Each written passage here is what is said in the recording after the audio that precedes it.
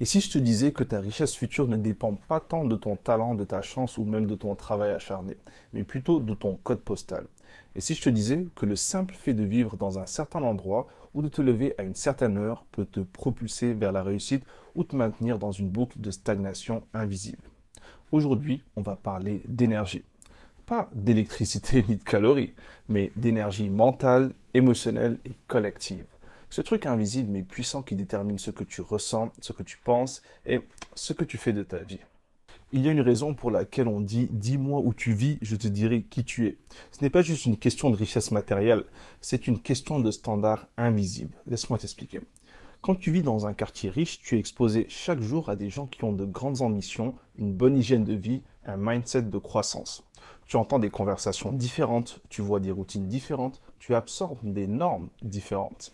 C'est ce que certains appellent l'effet de voisinage. Mais on peut aller encore plus loin. Chaque être humain émet une énergie. Quand tu es stressé, anxieux ou perdu, tu le ressens. Mais ce que peu de gens réalisent, c'est que cette énergie n'est pas enfermée juste en toi. Elle se diffuse, elle influence, elle s'additionne à celle des autres. Et quand des milliers, voire des millions de personnes vivent sur la même fréquence, de peur, de doute, de stagnation, eh bien, ça crée un champ collectif. C'est ce qu'on appelle un champ morphogénétique. Un champ d'information, d'énergie et de conscience qui agit comme un réseau invisible. Et ce champ peut te tirer vers le bas, même si au fond, tu veux évoluer. Tu veux échapper à cette influence, commence par te lever tôt, très tôt. C'est pourquoi, par exemple, on parle de 5 heures du matin, parce que la masse dort encore. Elle ne génère pas encore son chaos émotionnel du quotidien.